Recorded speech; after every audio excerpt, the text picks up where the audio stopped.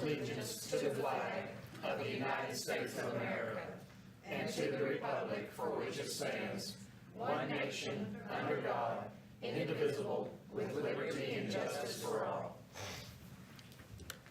Father God, we humbly come before the throne of grace, Father, asking that you give us counsel, wisdom, and knowledge, Father. Your word says, Father, if any man lack wisdom, let him ask, Father. So we ask right now in your throne room for wisdom to guide this counsel. Yes. And Lord, we ask that the peace that passes all understanding will rest upon all those who have suffered loss, and for those that are still going through the stages of bereavement and resettlement, God.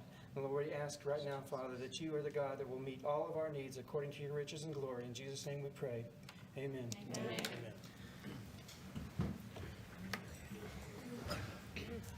At this time, we'll have questions and comments from any citizen that would like to speak. And I see none, so we'll move on to item number 5, presentation of proclamation proclaiming April as Child Abuse Prevention and Awareness Month in Borger.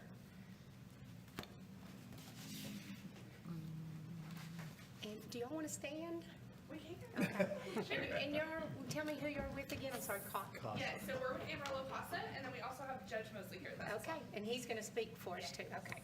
I'll go ahead and read this, and then we'll let Judge speak. Whereas the citizens of Borger recognize the crucial need for efforts, both individual and groups, to promote awareness of the plight of abused children, to work toward prevention of violence against children, and to provide services and treatment to these small victims of their families. Whereas Amarillo Area Court appointed special advocates, which is AA CASA, the Bridge Children's Advisory Center, and DFPS Advocate for Children of Abuse and Neglect. And whereas Hutchinson County confirms 66 children suffered from some form of abuse or neglect in 2023. Whereas our society has a responsibility to protect our children and help them thrive in a safe environment, as every child is entitled to be loved, cared for, feel secure, and be free from all types of abuse and neglect.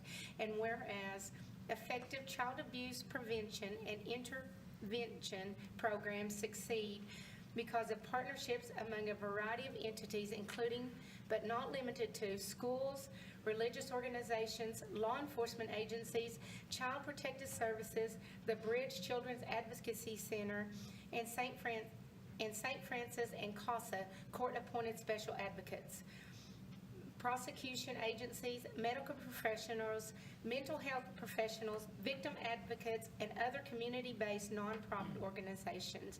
Now, therefore, we, mayor and council members of the city of Borger, Texas, do hereby proclaim the month of April 2024 as Borger Child Abuse Prevention and Awareness Month.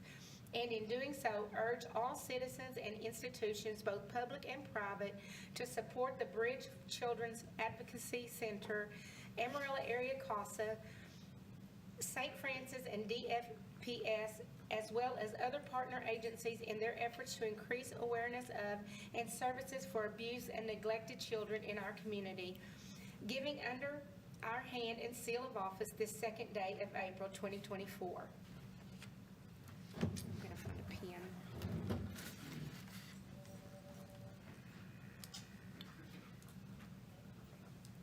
And yes, Judge. Okay, all right. I'm James Mosley. I'm the judge of the 316th District Court here in Hutchinson County, as most of you probably know. My court deals with every CPS case in Hutchinson County. Handle all of those, handle all juvenile cases with Councilman Loftus is on our juvenile board as well. Handle all of the sorts of cases that sort of make you sad and make you think, man, some days are better than others with those cases. But with child abuse awareness, I wanted to just show you all something I thought was interesting, that I've always thought was interesting, and you can look at yourself and sort of look at it. Each one of you can take one of these. This is called the ACEs test.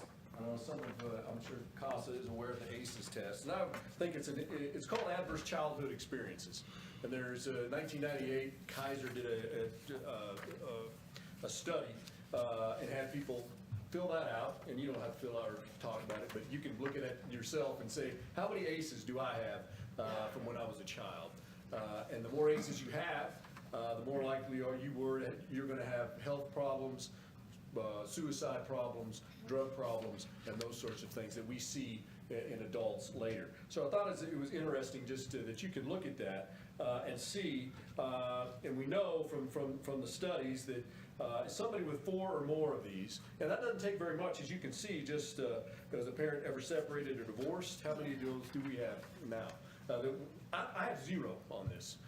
And that's not anything to talk about me, but that's a credit to my parents and to the people that raised me. Is that I have 0, so I don't have any excuse for some of the anything that I'm doing. But a lot of people start with 4, 5, 6, and 7 sometimes of these numbers, and just 4 of these numbers results in a 12 times. You are 12 times more likely to commit or to attempt suicide than the person that has 0 ACEs. You are 10 times more likely to inject drugs into your body, illegal drugs, if you have just 4 or more of these ACEs. You're 7 times more likely to be an alcoholic, 4 times to have depression, and many other medical conditions as well, just not those conditions. And so I think it's interesting when you look at that, just to come at the Child Abuse Awareness Month a little bit differently and look at it and go, how can we as people reduce these ACEs? Now, not all of them can be reduced, but a lot of them can. And then what do we do when we can't reduce those ACEs? We can help kids come out of that with mentor programs.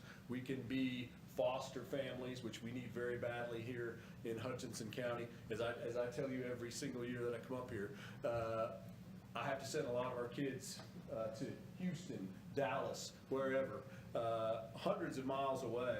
And CASA are really the only ones that may even get an opportunity to see those children because their parents don't have cars, don't have jobs, have those sorts of problems that put their children in this predicament anyway.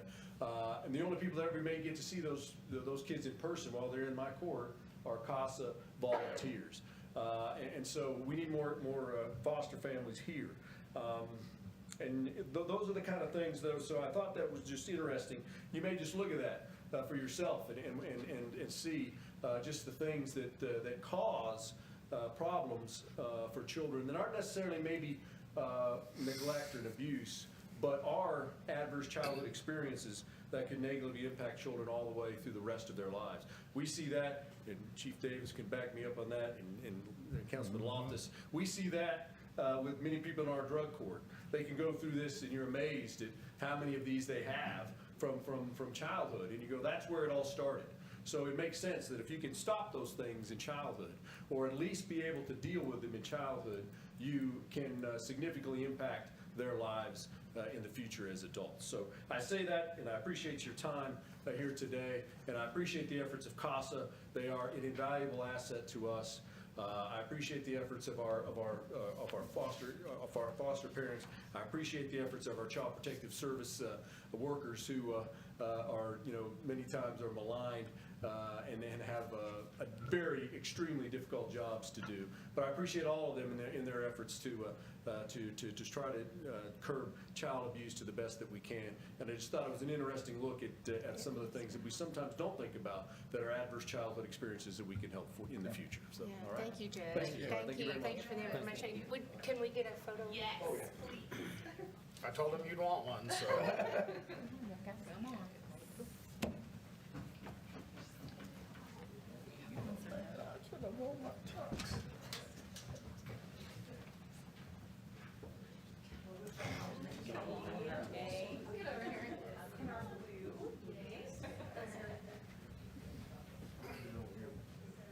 So you guys want to make it? Yes. I don't want to make an assumption.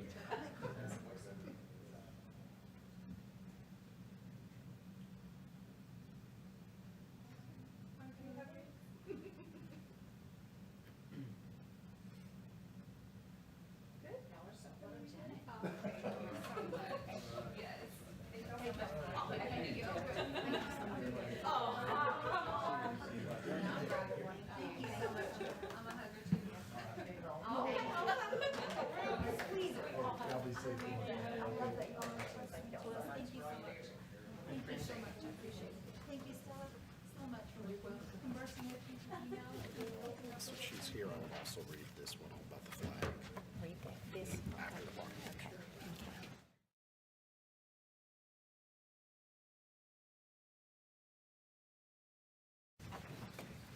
Okay, and so we'll move on to item 6, presentation of proclamation recognizing the life and service of Milton R. Dooley.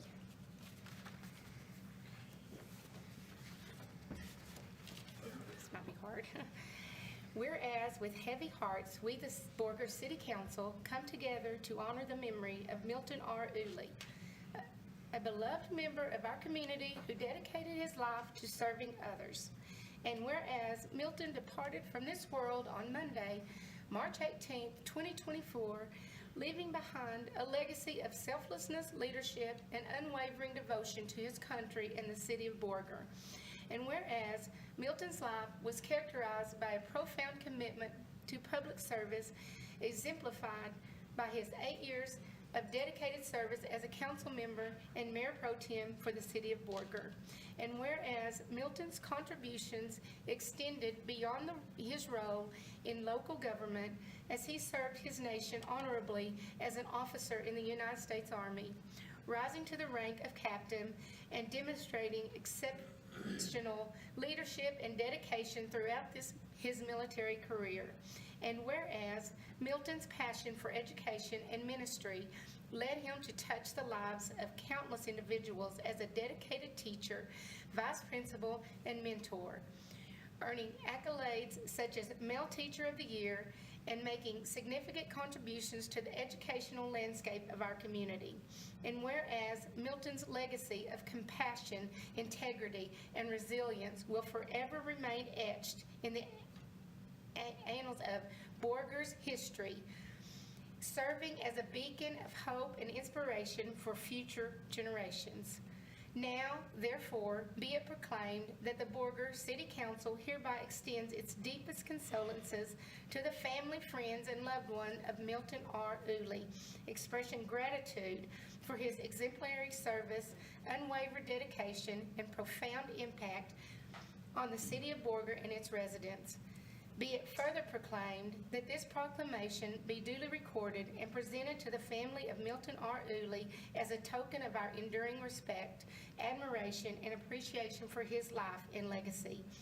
In witness thereof, I, Karen Felker, Mayor of the City of Borger, Texas, do hereby set my hand and cause the seal of the City of Borger to be affixed this 2nd day of April in the year of our Lord in 2024.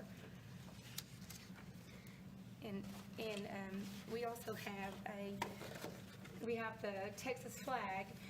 It says the state of Texas House of Representatives, this certifies the Texas flag herewith presented to City Council of the City of Borger, Texas, Hutchinson County, by grateful patriots, citizens, and friends of Captain Milton Ray Dooley, was flown at the Capitol of the sovereign state of Texas, March 24, 2024, honoring dedicated service. In witness, therefore, and pursuant to the authority vested in me, I have hereby set my hand and seal of the office of Austin, Texas, this the 25th day of March, 2024, and it's the Sergeant of Arms, Texas House of Representatives. And so we have that flag here for you. So Candy, if you want to, or all of y'all want to come up here, we'll meet you down there.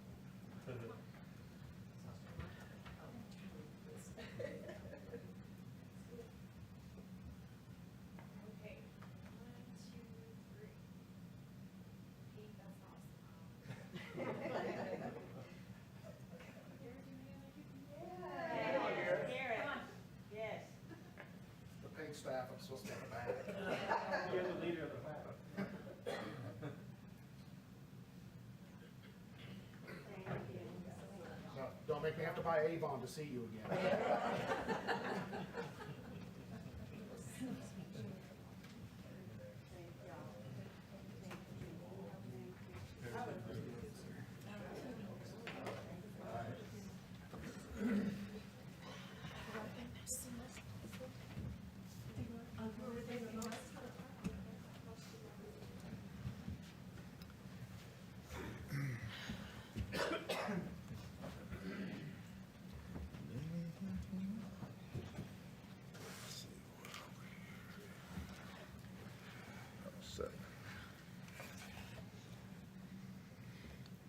Milton, he will be missed for sure.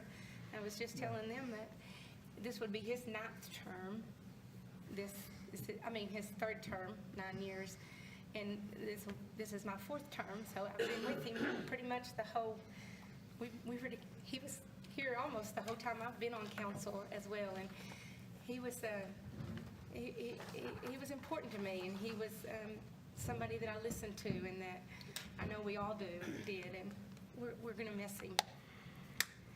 And so now we'll move on to item 7, receive a presentation from the Small Business Administration regarding their disaster loan outreach center and resources available following the Windy Deuce and Smokehouse Creek fire.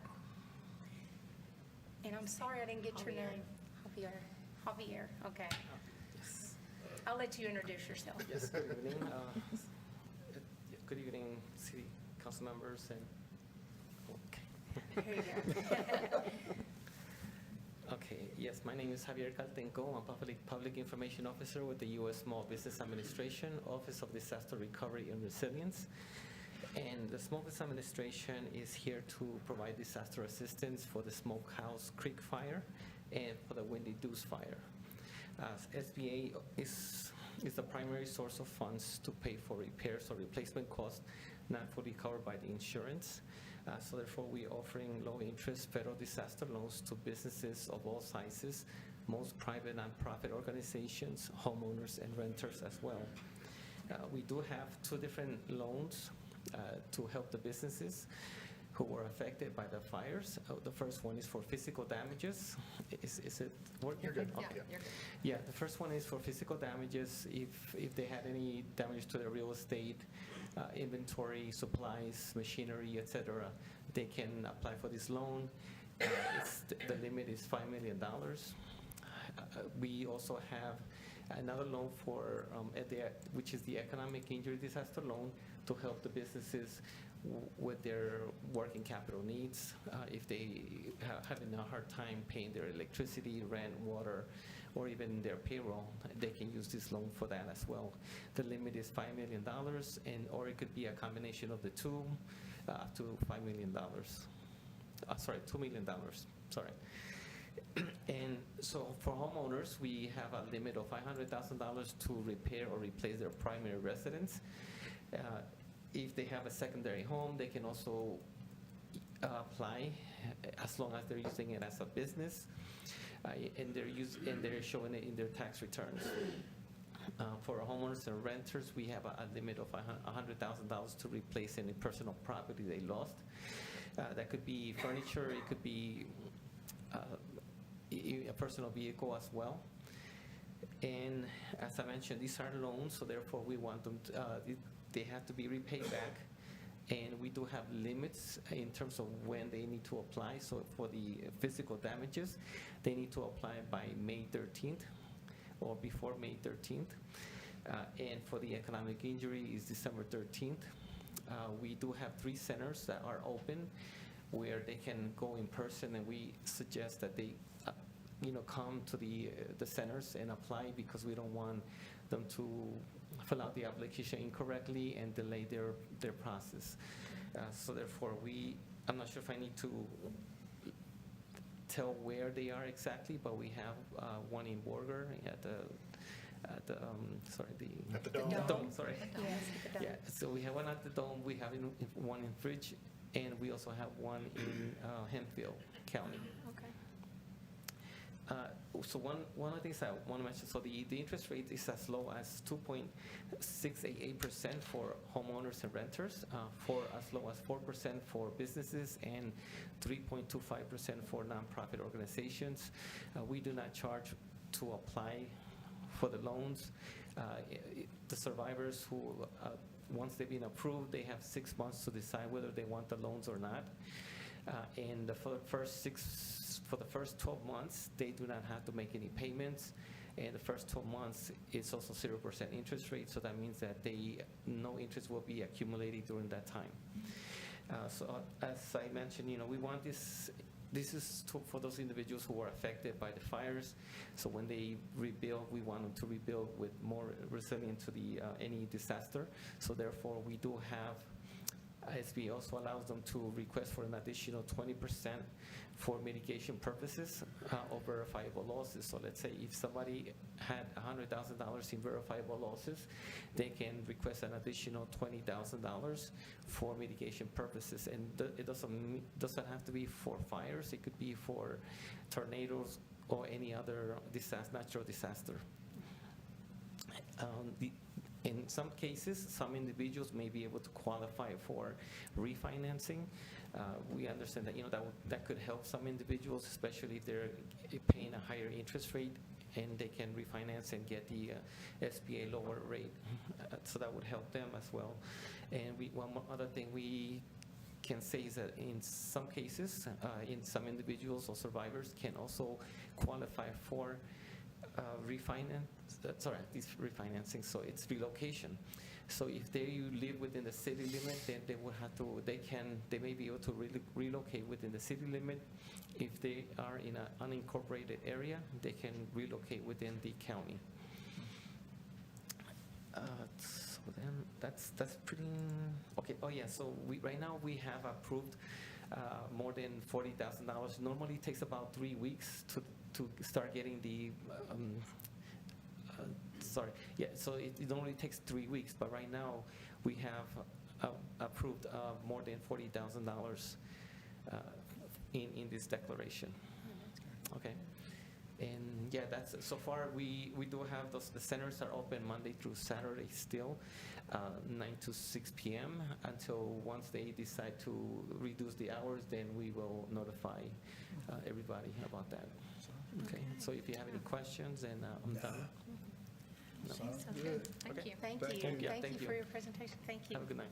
And I would just say I've been encouraging anybody that thinks they might qualify just to go talk. Their staff's Yeah. very helpful, very friendly. They're not going to turn anybody away. Yeah. So I know that sometimes it can be complicated and not everybody's going to apply, but or going to be approved, but you should at least go talk to them if you got a chance. Their programs are pretty good, and if you can qualify, it can definitely be beneficial. So I'd encourage anybody that thinks they might qualify to go talk to them at least and get that information.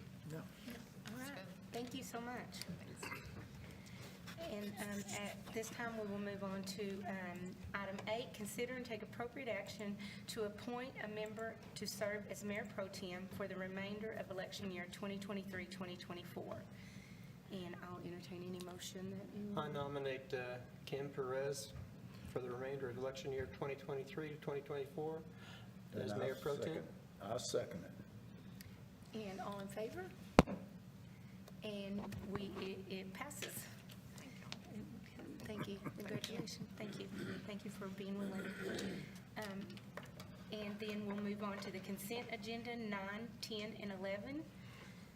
I'll make a motion, we approve consent items 9 through 11. Second. And all in favor? And it passes. And item 12, receive the annual tourism report from the Borger Chamber of Commerce and take appropriate action on a tourism services contract from April 2024 through March 2025. Fritzy, hi. How are you? Good evening, is that on? Okay. Good evening, everybody. I thank y'all for letting me have some time to talk tonight. I'm very excited to talk about our reports that we've given this year, especially in comparison to our fiscal year in 2023. This year, we were able to give out $32,000 in hotel occupancy tax grants. With good guidance and leadership of Garrett, we have shored up our application process, and through that, over the last 2 years, we have been able to ensure that those funds are used to the best of their ability, which is to increase our hotel stays and to open new events to the public. Last year, we gave out $16,550. We did have to deny 5 grant applications last year because they did not meet the Texas two-step. This year, we denied 1. So I think we're making a marked improvement in how we utilize those funds to better represent the city of Borger through tourism. One of the things I'm most excited about this year, we are going to be, Borger, Texas, for the first time hosting the West Texas Justice of the Peace and Constables Conference. It generally is held in major West Texas cities, and through the work of Leslie Ford and the Chamber of Commerce has worked diligently with them. We're bringing a 5-day conference to Borger with at least 80 people attending that have already registered. So I think that's a coup for Borger. I'm excited to be part of it. I didn't realize it was a 5-day conference. What's that? I didn't realize it was a 5-day conference. Yes, it Oh, is, that's and good. I'm really excited about it. We have lots of neat stuff. They're going to be utilizing all the shopping, all the hotels, all Yeah, the restaurants. that's And not to discount any of the others we've awarded this year, but I think this is a big one for Borger, and we get to show off the dome. Real quickly, I know we're on a time limit. I do want to talk just a little bit about some of the changes that we're making at the chamber to reflect that we are the visitor center of Borger. For years and years, I'm assuming we have been, but that has not been reflected in our company's logo. It's not been reflected in our materials that we pass out to the community, on our website, any of that. And so I got to give a huge shout out to Deidre Thomas.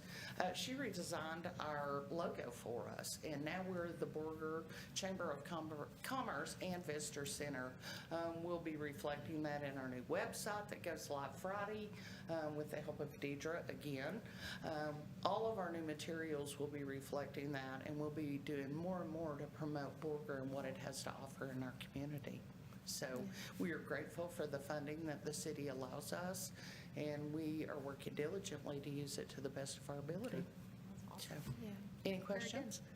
I don't think so. But Fritzy, I would like to say, just my time on council and to seeing the chamber, you have done a fantastic job. I mean, I watch you be out at like United, different places, you know, doing things, and I'm really impressed with the job that you're doing at the chamber, and I just really appreciate what you do there. Thank you very much. I love it, and I love promoting Borger. It's a great place to be. And I'd like to do say, a as a great job. graduate from the leadership Borger just last week, that you guys did a great job. Yeah. I've learned so much more about the city that I was Absolutely. involved with that I didn't even know was going on. Yeah. It is a wonderful program, and It we're is a grateful great for it. We're program. going to be making a few changes. We want to make sure, one of speaking of leadership Borger, is that people wanted to have more time at the museum, so we're going to turn it over to Clay for an afternoon. So if you didn't get to do that last time and would like to, you'll be welcome.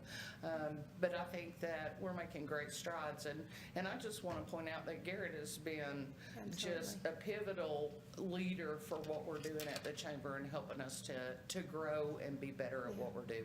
Yeah, he just can't Overall. help himself who he is. It is, so.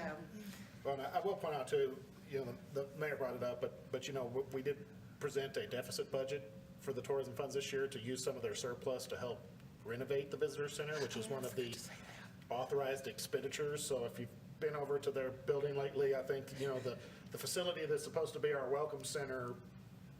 Is not welcoming. Yeah. Yeah.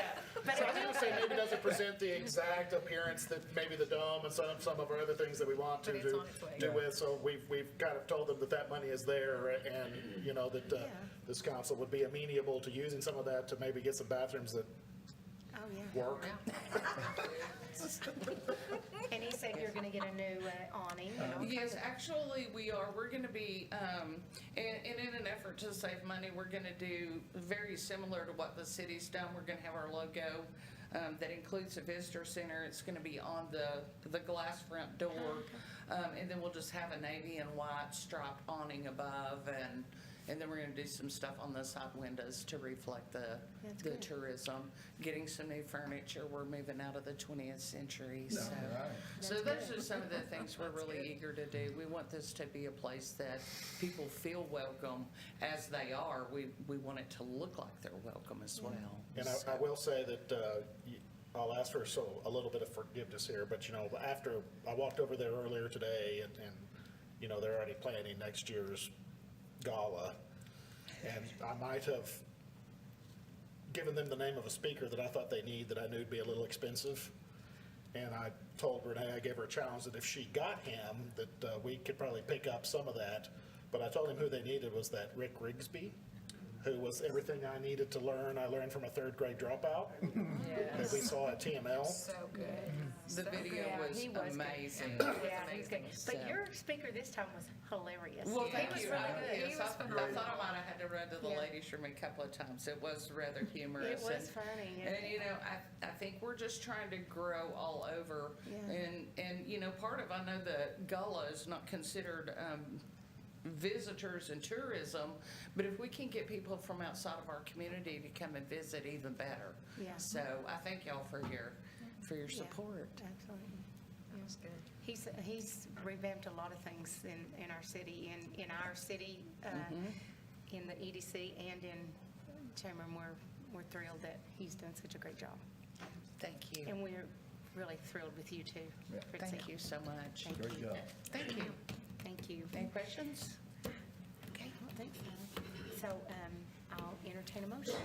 I move to accept the Chamber's annual tourism budget for the period of April 2023 through March 2024 and approve a new tourism services contract for the period April 2024 through March 2025. Second.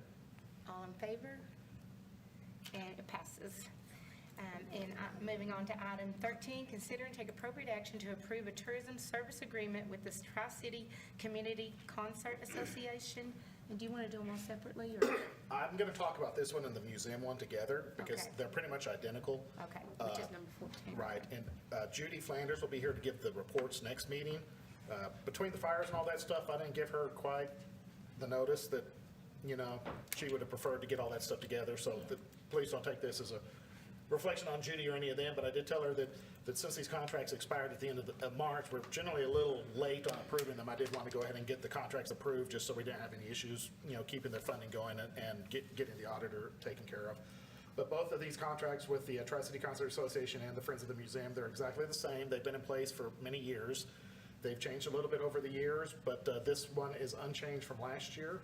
So they both receive 7.5% of our hotel occupancy tax revenue, up to a maximum of 25% annually.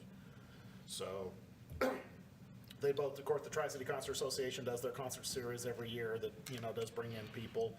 They partner with Pampa and Plainview, so I know that those people travel around for that. And of course, the museum does some historical preservation with it, and a lot of that's been supported in their cowboy poetry event that seems to get a little bigger every year and definitely brings people in too.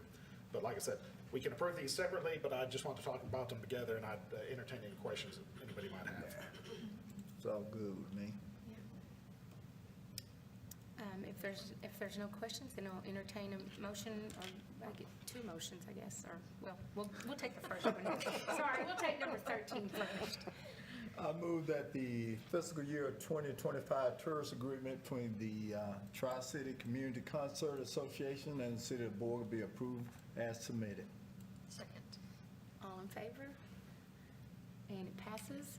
And item 14, I'll entertain a motion.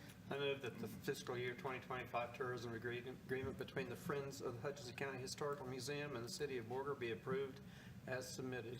Second. And all in favor? And it passes. And then item 15, consider and take appropriate action to approve a tourism service agreement with the Borger Theater Company. Mr. Spradlin. So they pretty much are doing business as, the community theater, the Borger Community Theater. So if you recall, the council, we discussed this, 6 months ago or so. It's been a little while. But we were talking about developing terms to give them some of the hot tax revenue to help support the arts and their tourism activities. At the time, we wanted to wait until April, since it wasn't a whole year, so that they'd be on the same term as all of our other tourism agreement. So with that here, I did get it drafted, and I've spoken with Wes and Don both, and they're all happy with it. And so the way that this is working, so it's a lump sum payment of $7,500 for the year. So they'll have 30 days once it's approved to submit a budget, and then we'll process their payment, and then they will give a report at the end of the term. I do anticipate this renewing from year to year. Next year's contract might look a little different because they will have already done a year. So, this one's a little weird because it's the first one. Right. And so I can't make them submit a budget before, since there's no contract to submit, and I can't, make them give a report on something that hasn't happened yet. So, but I do think it's a worthy program to get a little bit of that money. It's not technically budgeted, but our hotel revenue is about 20% over our budgeted revenue this year with the turnaround and stuff like that. So we'll budget it next year, but we do have the funds available. Okay. Any questions? If not, then I'll entertain a motion. I move to approve a tourism service agreement between the City of Borger and Borger Theater Company Incorporated. And all in favor? And it passes. And item 16, consider and take appropriate action to receive the Borger Police Department's 2023 racial profiling report. Chief Davis.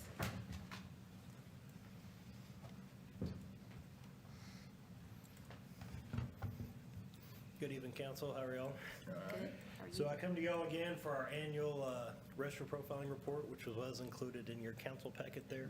We're doing it a little bit later this year as far as my presentation to y'all due to the Smokehouse Creek and Windy Deuce fires. We've kind of been tied up with those.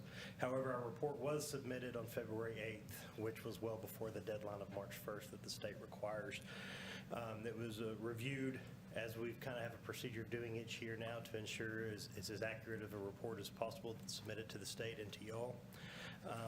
And which our Brazos citation monitoring system or writing system that we have makes it a whole lot easier to be able to make sure that we have an accurate account of what we're doing.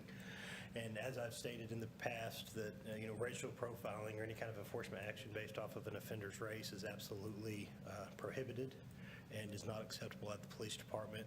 And I'm very pleased with the results, once again, of our report that shows that our officers are not using that as a result of, or as a any kind of factor in the traffic stops that they make, and that's evident in the report that we present to you. With that being said, I'm happy to entertain any questions from the council about this. I will say what it doesn't show is that that their department has pulled over 100% of city managers and 100% of downtown civic and convention coordinators. We don't discriminate. Anybody that's found violating the law, we're happy to visit with about it. Of course, that's also when I found out, I don't know if I told you, I joked with him because after I got pulled over, I had to go to the station because I was reading the warning. It was nice. I got off, like do 80% of all offenders in the city of Borger for traffic Absolutely, violations. yeah. But I was reading the citation just to see what had changed, because that was one of my projects when I was at the PD, was to implement that system. And I get down to the bottom of the citation and it says, to report a compliment or a complaint, contact the police department or send an email to gspradlin@borgertx.gov. Which I feel is perfectly permissible. So I might have gone by and said, hey, I'm not in that position anymore. You might Yeah, want to you change might that. want to change that.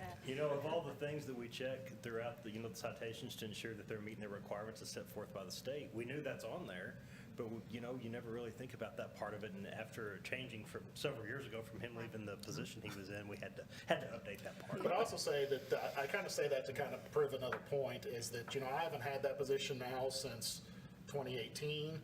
And between 2018 and today, or earlier last year when I got that, I had not received a single email complaint. something also. I'd like based to off say of the citation, so.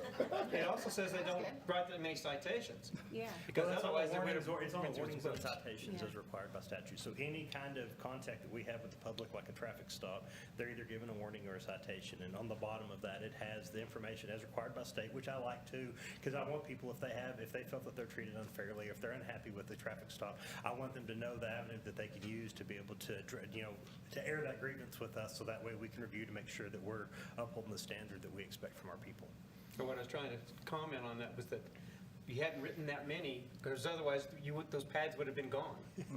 Well, this is electronic, so it Oh, prints okay, out. well, Yes, sir. Yeah, that nullifies we've that. moved away from we have a few of those left over just in the case we have a ransomware attack or some other issue. But yeah, everything is electronic now, which makes it a lot easier for us to keep up with too, so we're not having to chase paper copies around. So. And I used to joke about that, and I think I went off on that in my leadership Borger spill that I normally do at the court too, is because, for every citation we write in the state of Texas, or in the city of Borger, we have to pay the state of Texas $109 in state court costs just for the luxury of enforcing their laws. Yeah. So the base citation of the city of Borger, the base fine's $142, and of that, $109 goes to the state of Texas. So we Yeah. keep just a little over $30 per every ticket written. And so people think that we're making money off of that, but we've got to pay the officer that wrote the ticket, we've got to pay the court clerk that processes the ticket, we have to pay the judge that adjudicates the ticket, and we even had to buy the ticket, Yeah. the actual citation.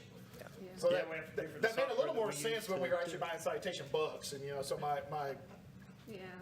soapbox has lost a little bit of oomph over the years, but. Well, the purpose of, traffic enforcement out there, of course, is to, number one, is to eliminate fatalities inside the city of Borger, and also to reduce crashes throughout the city. Our officers are out there trying to gain voluntary compliance from our citizens and people traveling through town.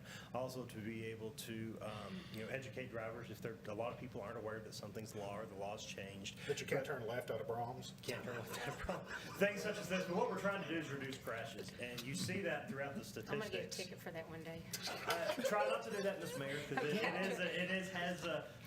we've had several people that are in crashes due to that. So that's one of the reasons just go right. It's a whole lot easier, I promise. I will. But that's the purpose is though, we're not out to try to make money or to ruin people's day or to issue citations for everything we see. We're trying to gain voluntary compliance and eliminate our fatalities and reduce crashes inside the city. Yep. Yeah. Thank you, Thank you, Chief. Chief. Thank you. Appreciate it. Anyone have any questions or anything? If not, then I'll entertain a motion. I move to accept as submitted the Borger Police Department's 2023 racial profiling report. Second. And all in favor?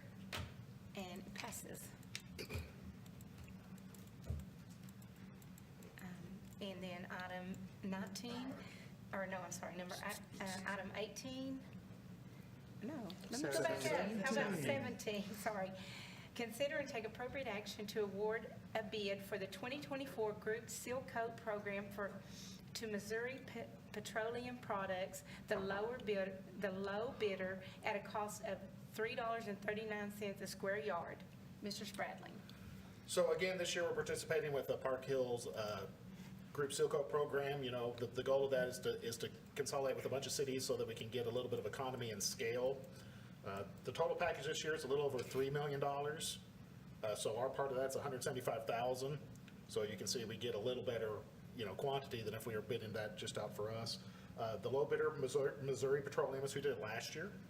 We had really good results from them last year. They were in and out quick. There wasn't a whole lot of loose rock. I think that worked really well.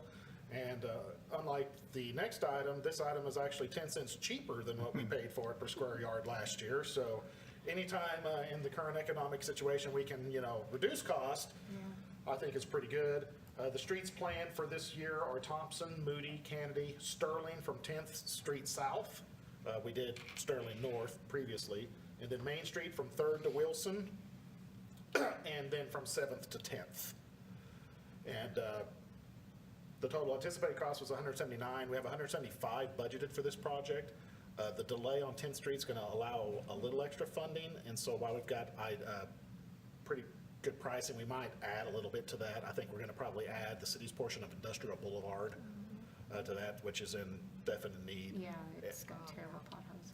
and a few other things like that. So that's on our list, and we're going to rebuild some of that a little bit, which is coming. We've been waiting for some good weather. But other than that, I'll entertain any questions, but I think this is, it did work out really well doing it this way last year, and I anticipate it to be the same. This will be coated rock again, so it's the black rock. Excuse me. Anyone have anything? It's pretty much something we've done every year, so. Then I'll entertain a motion.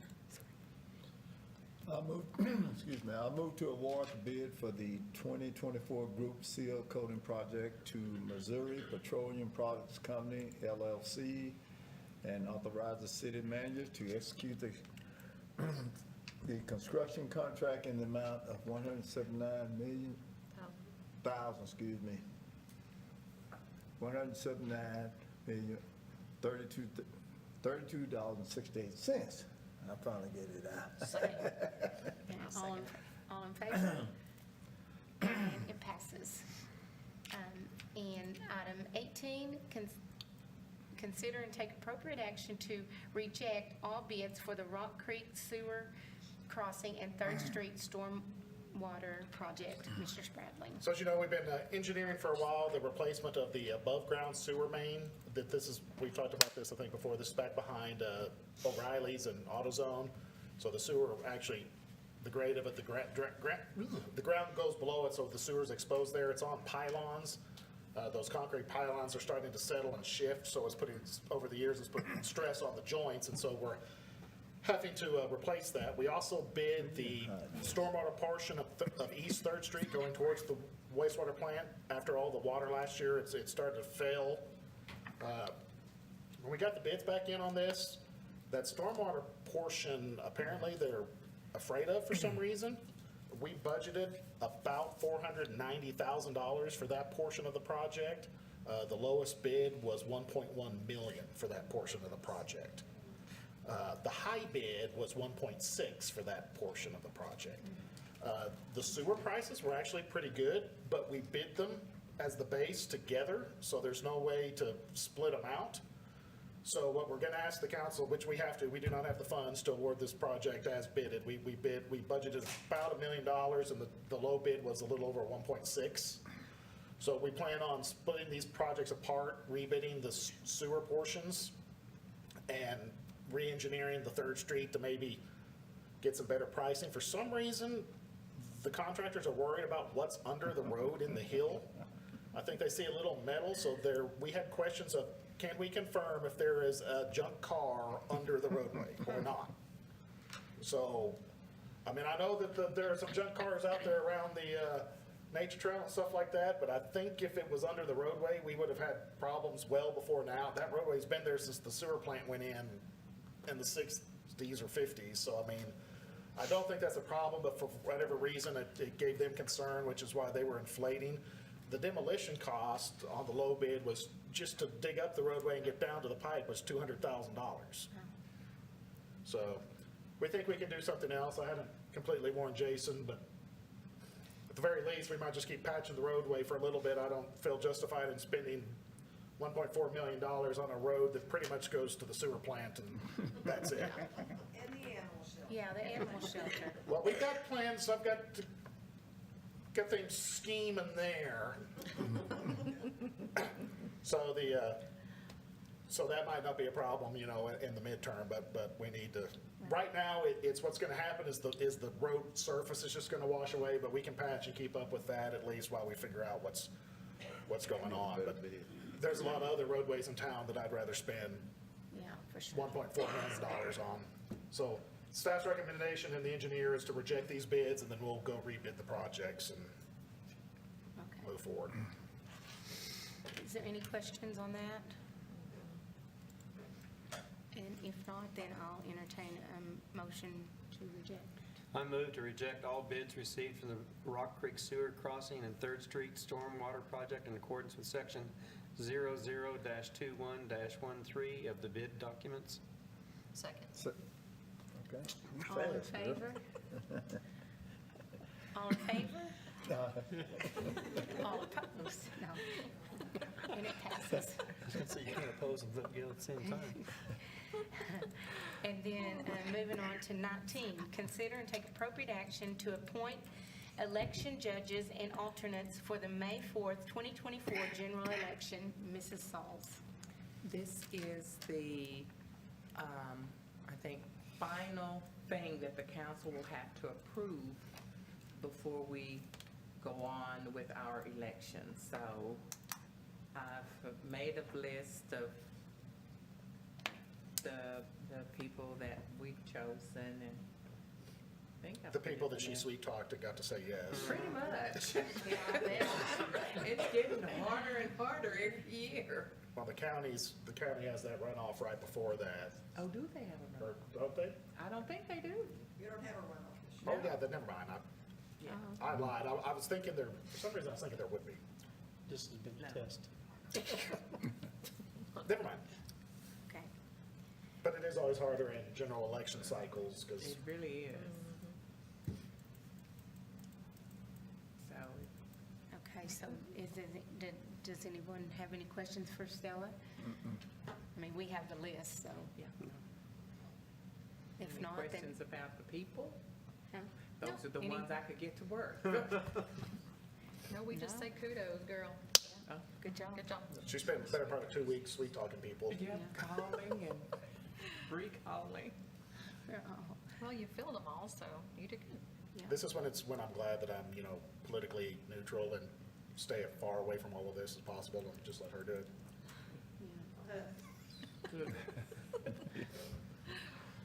So if there's no questions, then I'll entertain a motion.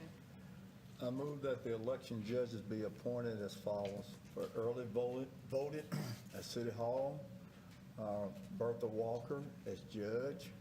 Early voting ballot board, Robbie Billington as judge. Precinct 11, Nellie Valsera as judge, and Alvin Ferguson as alternate. Precinct 14 and 23, Katie Dahl as judge, and Miguel Valdivia as alternate. And for precinct 33 and 42, Bertha Walker as judge, and David Stevenson as alternate. Second. And all in favor? And it passes. Thank you, Stella. And then item 20, consider and take appropriate action on resolution R-008-24, suspending for 45 days the effective date proposed by Texas Gas Service Company, a division of One Gas, Inc.,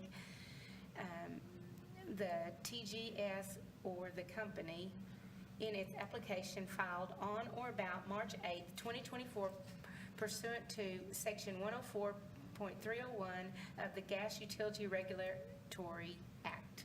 Mr. Spradley. So, we deal with these a lot with the electric rates. We're pretty common to see those. We're starting to see this more and more with the gas side of things, and I think that's probably going to continue. We had a big rate case last year for base rates, and then they also consolidated the Borger service area into what they now call the West Texas service area. So used to, it was just Borger and Skellytown, and so now it's Borger, Skellytown, parts of Canyon outside the city limits, Weatherford, El Paso, and a few others in that area. And so we got the base rate case last year, which, your rates did go up. This year, what they're filing under is the Gas Reliability Infrastructure Program. So the way that works is everything that, all that wonderful work that they did on 10th Street that kind of delayed our project where they were replacing all those gas lines, all of their investment into the gas lines, once it's done, they get to go back and present their cost and add it as a surcharge onto your bill to pay the reliable infrastructure. And so that's what they're wanting to do here is add their infrastructure cost system-wide to the rates to make up what they invested into the system. So you kind of got a chart in the packet on what the changes will be. For a residential customer, it's $1.92 a month. For a commercial customer, $6.27. And then when you see these large and small, like large small commercial or large small residential, that's not like the size, that's like how much gas you use. So if you use a lot of gas, it is the large one. But anyway, so we're recommending to suspend this, which gives us more time to look at their filing and make sure that the numbers they're submitting are accurate and that they're not trying to, fudge it. We generally like to do this because, they operate under our franchise, so we're pretty much giving them a monopoly. And so it's our job to make sure that they're being appropriate with it, and that takes a little more time than the 45 days that they give it. So if you see that packet, I don't know, it's like 250 pages, and I or the consultants need a little bit more than 45 days to go through it and read through everything that they submit. Yeah, for sure. I would also be remiss if I didn't point out, as we sometimes get some bitches, that this is another rate case increase for the gas. We've got several pending and have had several on the electric side. Your water rates have not gone up. And the rate study has got minimal increases going on in the next 5 years, so, we are controlling that, and so we might have a monopoly on that, but we're a little, maybe more meaningful on that. And I'm not saying they don't deserve these. We do want reliable gas infrastructure. Yeah, for sure. And, some of this is pushed following Winter Storm Uri, which really impacted the southern areas a little more than us, but. Does it have anything to do with them combining us with? The only thing about combining now is all of their capital investment throughout the whole region now can go on this, to where before they would have had to justify Yeah, that's what I was- what was just in Borger. So now it's more customers to spread out, but depending on where their investment goes, depends on whether or not we're making up a bigger share of it or El Paso's making up a bigger share of it. So, we pushed, our roads project pushed up some stuff they probably wouldn't quite have done on 10th Street, so that might have pushed our portion up, but our residents might be paying a slightly less rate because that's getting spread across the whole network. That makes sense. But I don't know what they've been doing in El Paso. Right, true, okay. And they call that West Texas? Well, they call Dallas North Texas, but I've always thought we were North Texas. Okay. So this is just suspending and It's just giving suspending it. giving you and the lawyers a chance to look Yeah, at because it. we can only protest something that we think is inaccurate. So there's not necessarily a lot of impact we can do on this, but it just makes sure that we've got the time to do our due diligence and that we're protecting the ratepayers as much as we can. Okay. Is any questions? If not, then I'll entertain a motion.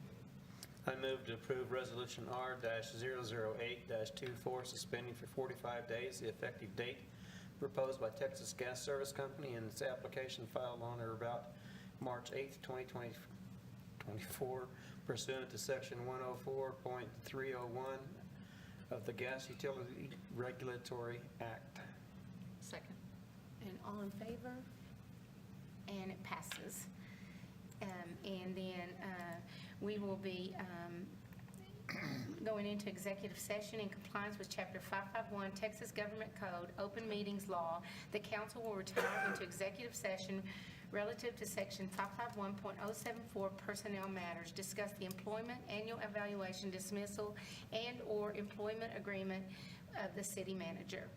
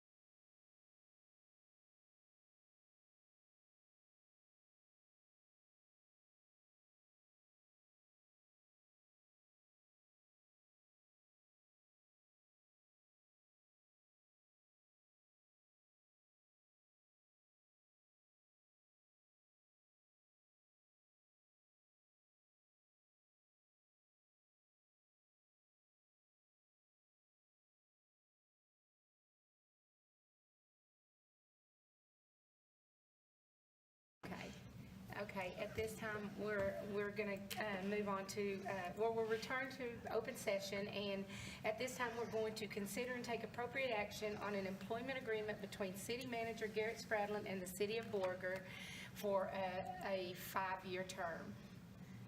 And if there's, since we've just discussed it, so if there's nothing else for anybody to say, then we'll entertain a motion.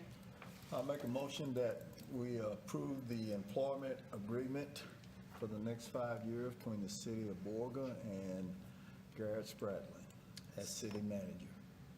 Second. Third it. And all in favor? And it passes. Unanimously. They tried to get me to do 30 years. I was like, I don't know if we want to, that's an awful long time.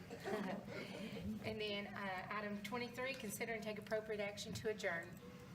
I make a motion that we adjourn. Thank you. Oh, second. All in favor? And we are adjourned.